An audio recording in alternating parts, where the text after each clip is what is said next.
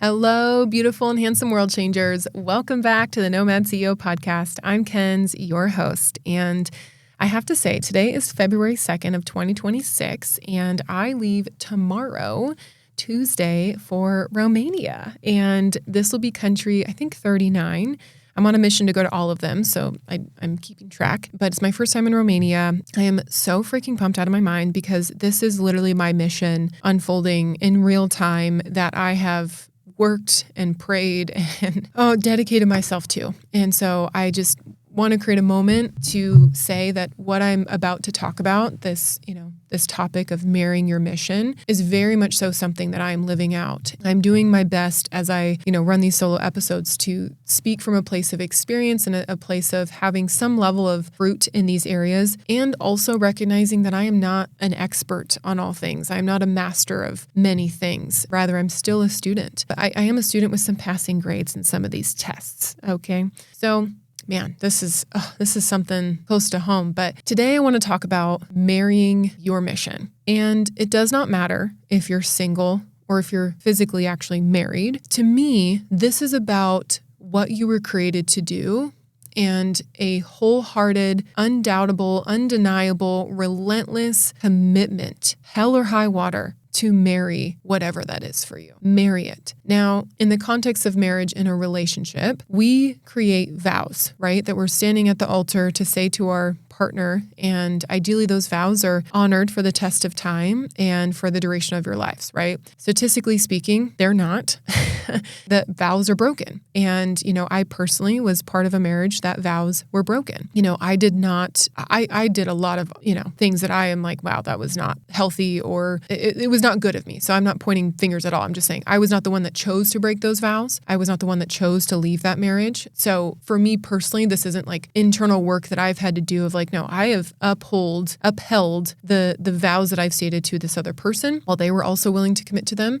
Before this other person ever came into my life, I made these vows to this mission. And why that was so powerful is, this person came and went. My vows never changed to my mission. Like, they have held true since I was a little girl. And I say all that because that's my journey. And I don't beat myself up because of a failed actual marriage. That was that was like the most valuable lesson of my life. Like, I've pulled and wrung dry so many freaking things from that experience that I probably otherwise would not have learned, because I needed to go through the pain, the deep, deep pain of learning these things. And, apparently that was the pain that it took, So I just provide some of that context and, personal experience, because when I say marry your mission, I reflect back too and going through an actual marriage of like, what does it actually look like to stay married to something and or someone? I know what it's like on both sides. I'll say that. Okay. But what I want to talk about more, and getting back to the mission, is, I just really believe when I started World Changers, it's been built and it's still building on the foundational belief that every single person has a world changer within them. That world could be the 8 billion people on it, or it could be the people in our own home. That change could be for good, or that change could be for evil. But nonetheless, I believe that everyone has a world changer within them. And I believe that people are intrinsically good as well. And my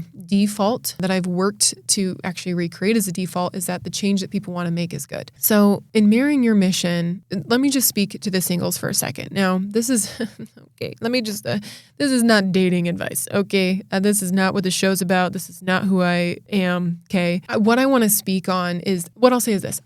If there's anything I could speak to, it's not about dating. It's not about marriage. It is about a healthy singlehood. And again, just through experience, I believe that a healthy relationship comes when you have two healthy people that are good being single. And man, I have worked hard at being a healthy single. I'm really good on my own. I enjoy my own company.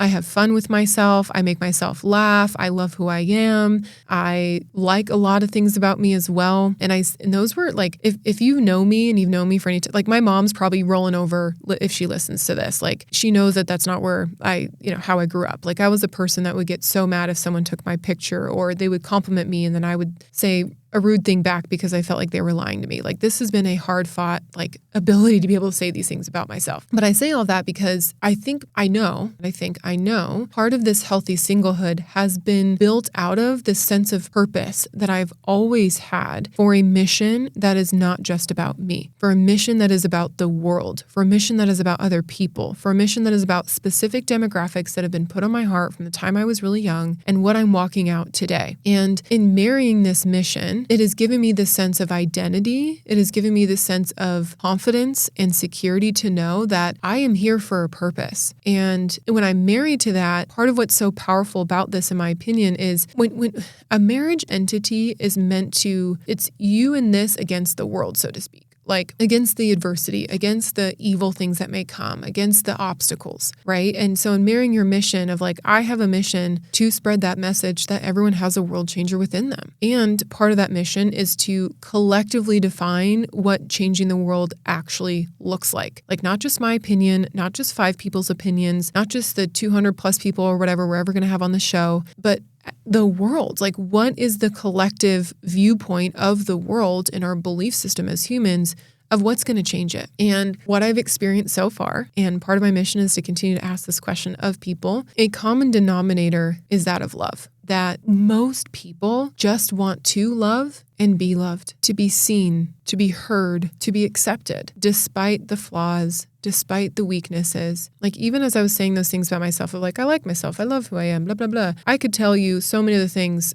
There's actually a longer list of things that I don't like about myself, a longer list of things that if I allowed myself, I could dwell on, and I would have a very poor self-image, and I'd be extremely self-conscious about how I look, about how I act, about how I lead, all of it. I have just learned to refocus my energy on the things that I like, because that's what serves me, that therefore allows me to serve people, that therefore allows me to stay healthily married to this mission. And so anyways, on this note is I would say first, if you're listening to this, maybe you don't know what your mission is. Maybe you're like, why am I here? What is this about? Wherever you're at, man, go on a journey to figure that out. And this is the thing, I believe you already have that answer in you. You may not consciously have clarity on that, but I believe that if you give yourself that permission to create space, to go on a soul work journey, you're going to find it. It's going to be abundantly clear to you. It's going to be undeniable. You will discover what that is because the answer is already there in my belief system. Just create that time and identify, okay, what is this mission? And then from there, identify, okay, what would my life be like if I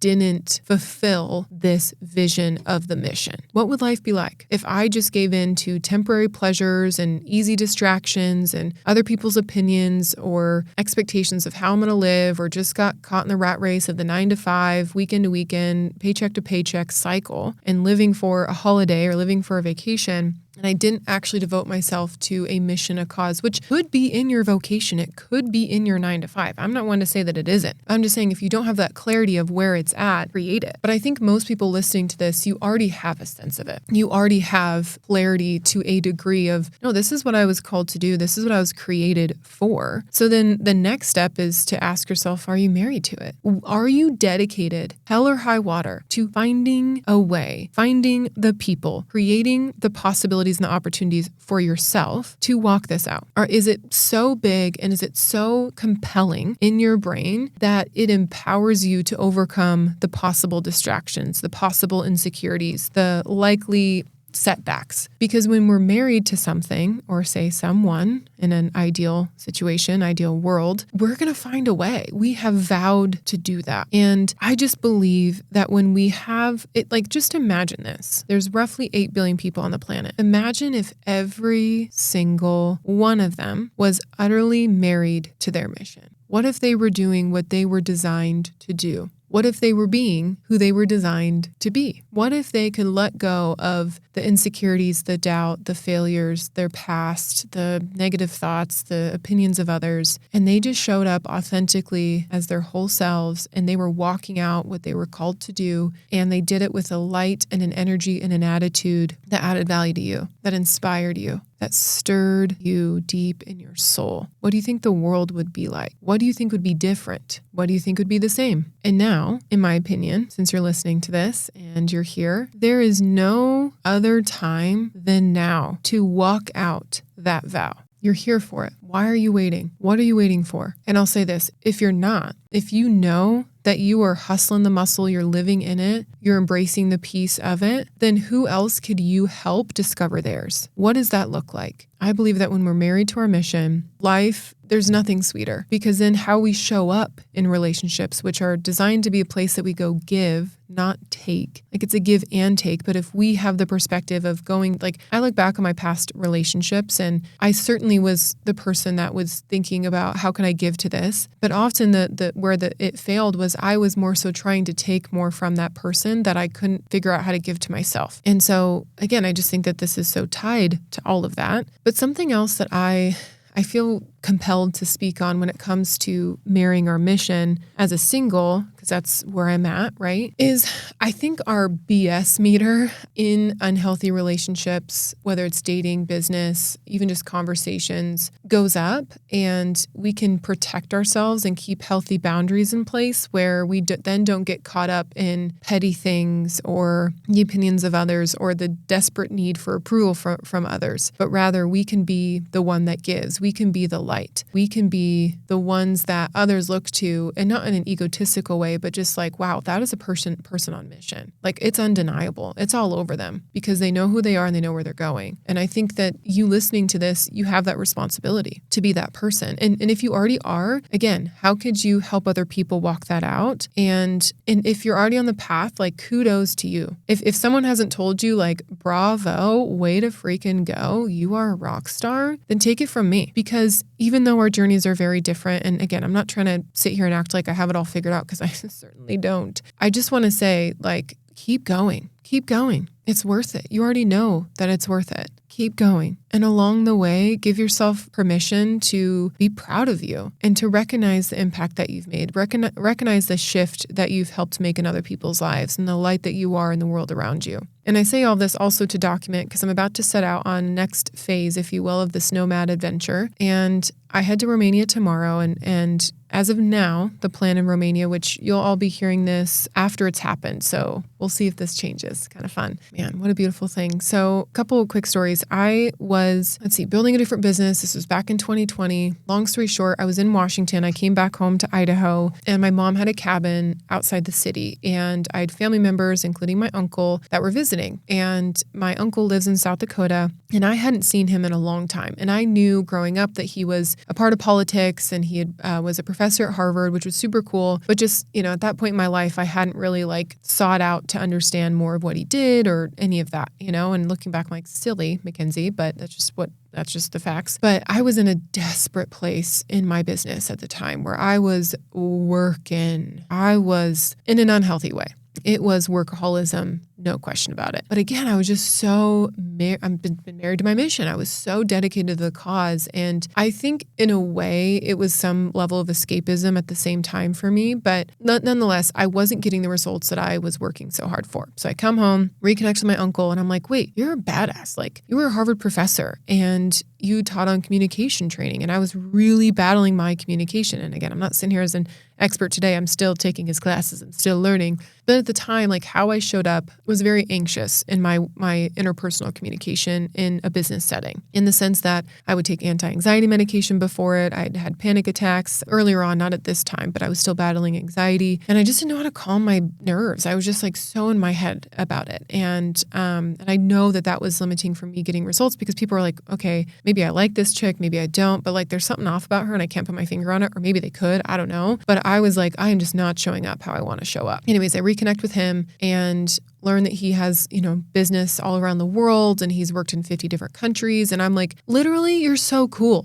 How did I not know that you were this cool? I need to do everything that you're doing and learn everything I can from you. So I booked a flight, I don't know, not long after that, maybe a month later, I was on it as soon as I could be, to go to South Dakota from Washington because I'd gone back home, so did he. And I did a crash course on his communication course that he would give in public speaking and interviews and everything. And it was like, oh my gosh, this makes so much sense, Now, part of my dilemma at the time was other personal things that I was going through. But as far as the communication side goes, it was very liberating for me to learn some of these skills and insight into communication. And so fast forward, I actually ended up flying to Boston Boston when he would just come teach like weekend courses after he had, retired from Harvard and just do, students would invite him back and all this stuff. And so I did that crash course and met some other Harvard students I wasn't a Harvard student, met some Harvard students that were brilliant, amazing people and learned more about his stuff and all this stuff. Anyway, so really good communication right there, stuff. But I then, we stayed in contact. And so over the next 5 years, because this was 2020 up until 2025, there would be these insane opportunities that would come up. Like I'm talking, he would have connections with massive multi-billionaire philanthropists in Africa that he's done business with and,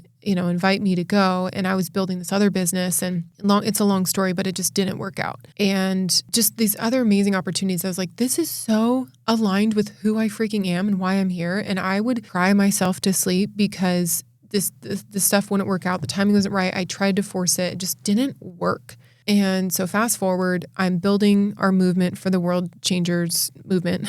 And it's funny, I'm talking communication and I'm like, and not my best example, but we're just keeping it real. So anyways, and it was like almost seamless in how it aligned for him to be our featured expert speaker in Fiji with us. And he gave this crash course on a, full day training on a Saturday of giving a public speech. And then we all gave our world-changing speeches a few days later as part of this retreat. And everyone crushed it. But it's just so crazy at how that worked out when it was supposed to work out. But man, I've been married to the mission, right? I was like, one day, some way, this is going to work out. So that was the start of my work with Steve. And then I actually went back to South Dakota around Thanksgiving of this last year and hung out for a few weeks. We're working on some fun stuff, so stay tuned. But he has some business in Romania, some partners, and does the training there. So that's part of why I'm going to Romania, is to meet people there, network with them, get to know them, because there's some world changers that are there, and it's just a really cool opportunity. And so that's part of why I'm going. Another reason is I have a friend of mine who is connected to an orphanage in northern Romania, and she's done some amazing work with them via Rika. So thank you for that. And I'm going to go stay there for 5, 6, 7 days and get to know the folks there with the goal of creating an impact partnership where what we do in World Changers, we give 10% to causes around the world as part of our programs. And there's such a huge vision with that, I have to say, that's really, really beautiful. But long story short, it's very important to me that not only when I personally give to places, but more importantly, when I'm responsible for saying, hey, your money's going to a global cause, that it's actually going to that cause, and knowing the people and their mission, their vision, their values behind the scenes, and knowing that money is obviously, it's a need that people have, and what a blessing it is to be a blessing and serve people. But then also with that, I've part of the vision of what we're doing, part of my mission is that we can give beyond money, that we can also train and develop and equip and provide, resources. This is an orphanage. So for the kids there, as they grow up, like I'm thinking very long term of, if they have 3, 4, 5-year-olds, that we could create a relationship now that when they're 25-year-olds, we have other programs in place that can help,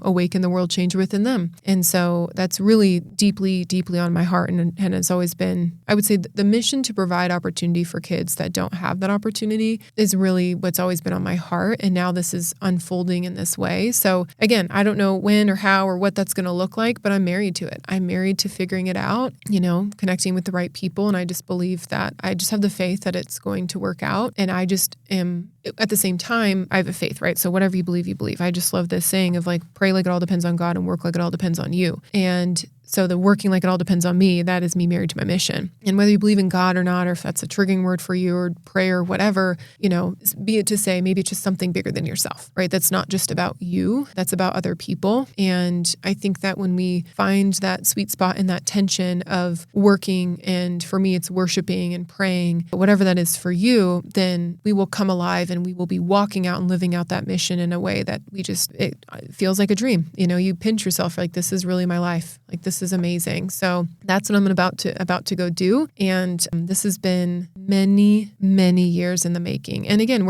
I'm still establishing relationships, and I always will be. That's just who I am. But we're still on the foundational building of this, but it's aligned. It's the mission. It's my heart on my sleeve out in the world being like, all right, let's get gritty with it and figure out how we can take these aspirational dreams and practically execute on them. and do it in a way that honors everyone involved, that's very morally aligned, that's very rooted in integrity and longevity. And so, yeah, it's really kind of wild. But anyways, I hope that this serves you in some way. There's some of these episodes that I prepare for, super nitty-gritty bullet points, and there's some that I speak from the heart more, and this is one of those. And so if it didn't totally go linearly, I don't know if that's a word, but ABC 1, 2, 3, and it was kind of all over the place, that's why. But again, this is something that it's so close to home, and it's something I've thought about. Like, I've literally joked on stages, I'm like, married to the mission, and I would joke too, single as a Pringle, married to the mission. Anyways, it's fine. It's dumb, but oh my gosh. Okay. Well, thanks for tuning in. Much love, and we'll talk soon.